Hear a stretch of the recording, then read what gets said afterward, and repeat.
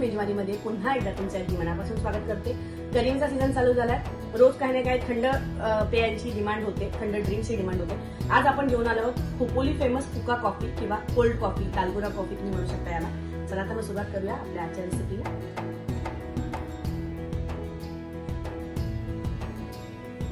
मी इकडे whip cream घेतले, पाव कप असेल ही। तुम्ही व्हिप क्रीम स्किप पण करू शकता, बट आम्ही खोपोली फेमस कुका करते, सो मला असं वाटतं व्हिप क्रीम हवी आहे कन्सिस्टन्सीसाठी। 2 चमचे साखर घेतली आपण इथं। 2 पॅकेट्स इन्स्टंट कॉफी घेतली आपण ब्रूची, तुम्ही कुठलीही इन्स्टंट कॉफी यूज करू शकता। आणि इथे मी चॉकलेट गनाच घेतले, घरीच बनवलेलं आहे। ही कोल्ड, याला तुम्ही cold coffee without whip cream तुम्ही कोल्ड कॉफी म्हणू शकता। यासाठी मी पाणी घेतले, 2 चमचे मी पाणी घालते, कोमट पाणी आहे। तसेच त्याच्यामध्ये आपण ही जी कॉफी आहे कॉफी पण घालून घेऊया, साखर घालून घेऊया। कमी जास्त तुमच्या अकॉर्डिंग तुम्ही करू शकता, तुम्हाला जसं गोड कमी जास्त हवं असेल। त्यांच्याकडे बीटर नसेल तर कसं बनवायचं यासाठी त्याच्यानंतर आपण व्हिप क्रीम घालून घेऊया।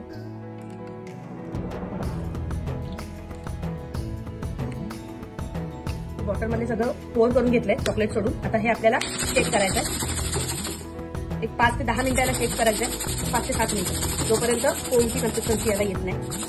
बघू शकता 5 ते 7 मिनिटं मी याला शेक करून घेतलंय या रीतीने। किती मस्त असं फोम टेक्स्चर आले याला व्हिप क्रीममुळे। तुम्ही व्हिप क्रीम स्किपी करू शकता दालगुना कॉफीसाठी, जसं फक्त कॉफी, वॉर्म वॉटर आणि साखर टाकूनही तुम्ही करू शकता। आता हा जो फोम झालाय, रेडी झालाय, तो आपण एका बाउलमध्ये काढून घेऊ। बघू शकता आपण एम्प्टी ग्लास घेतलाय, त्याच्यामध्ये चॉकलेट गनाचे हे मी असं डिझाईन, तुम्ही कुठल्याही याच्याने डिझाईन किंवा असं फोल्ड करून घेऊ शकता। त्याच्यानंतर आपण यामध्ये बर्फ घालून घेऊया। त्यानंतर हा जो आपला फोम आहे मी एका बाउलमध्ये काढून घेतला होता, जो की आपण बॉटलमध्ये रेडी करून घेतला होता, तो 2 ते 3 चमचे आपण घालून घेऊया। आपण दूध करून घेऊया, व्यवस्थित असं एकजीव करून घेऊया। मस्त अशी कुका कॉफी दालगुना कॉफी आपली रेडी आहे, कोल्ड कॉफी। त्यावरती मी परत पुन्हा एकदा चॉकलेटचा लेयर घालून घेते, जेणेकरून दिसायला ते खूप यम्मी आणि टेम्पटिंग असं दिसेल।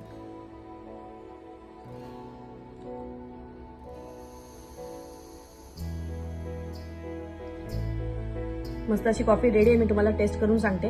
इथे जे चॉकलेट सिरप आपण वापरले ते होममेड आहे, तुम्ही इथे हर्शीजचं चॉकलेट सिरप पण यूज करू शकता। मी ट्राय करून सांगते तुम्हाला।